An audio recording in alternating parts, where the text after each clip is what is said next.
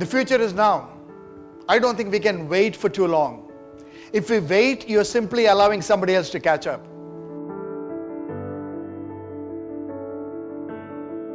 The successful companies become arrogant because they believe that what made them successful is going to continue to make them successful in the future. So companies fail because they overinvest in what they're good at today and underinvest in what they should be good at tomorrow.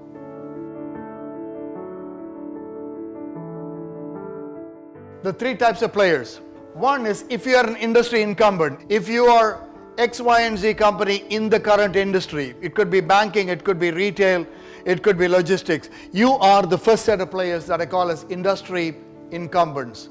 These are players in the industry today. They are the traditional players.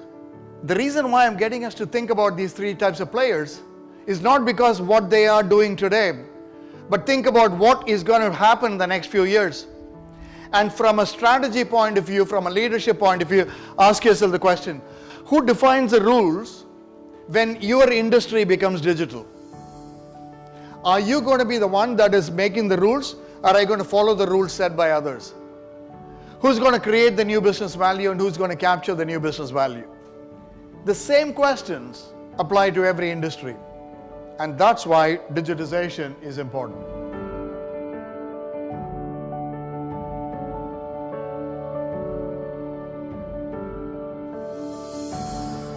Think of the first one as experimentation at the edge, as simply a crazy set of innovations. These are experimentation not in your industry, but in an industry outside that could have implications for you. So experimentation at the edge is not your industry but elsewhere, that very quickly spread in terms of ideas into other industries. First one. Second one is collision at the core.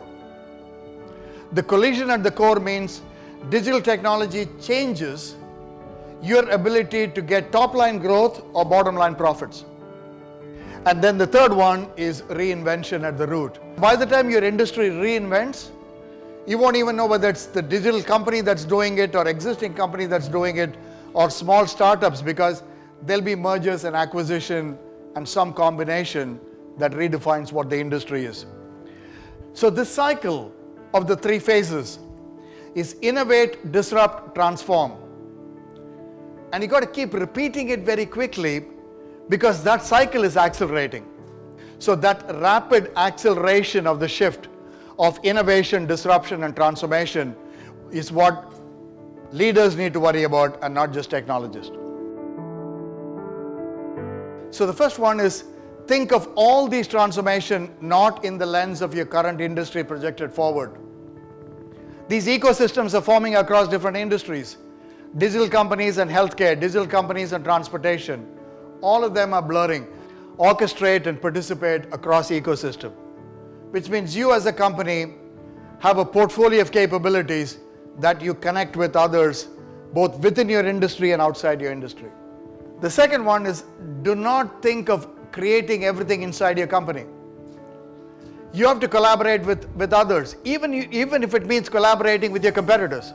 So don't define and exclude some companies just because they're competing with you. Work and learn from the best.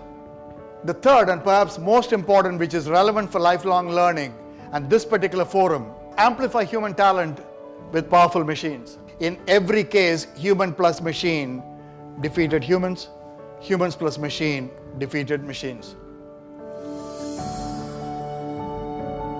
And the best kind of teams are teams that have four characteristics of people. I want the dreamers that do not think about today but say what is possible. But I want the dreamers to be helped by designers that look at the idea and run experiments to see what is the likelihood of this happening. Then I want the doubters in the positive sense. I want people, the skeptics, to be persuaded by data. Finally, I want the doers who execute the idea at scale. So if you're putting in place a digital transformation team, identify whether you got the dreamers, the designers, the doubters, and the doers. If you don't, your team is going to be unbalanced. The most difficult part of the digital transformation journey is not in coming up with new ideas, but in escaping from the old ones.